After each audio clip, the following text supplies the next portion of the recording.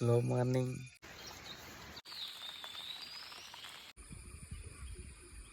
அந்த உச்சிக்கு தான் போக போகிறோம்.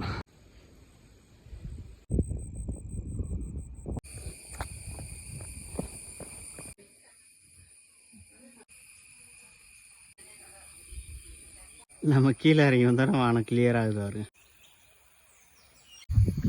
எங்கேயும் நெட்வொர்க் கிடைக்கல. 1.5 நாள் ஆச்சு.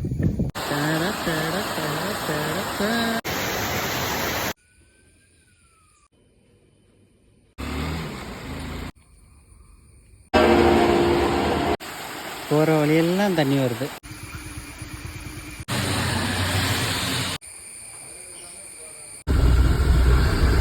யானை நடமாட்டம் இருக்குமா. கம்பி வேலி போட்டிருக்காங்க, அந்த கரண்ட் வேலி போட்டிருக்காங்க ஃபுல்லாக. சாப்பாடு 2 கிளாஸ் தண்ணி.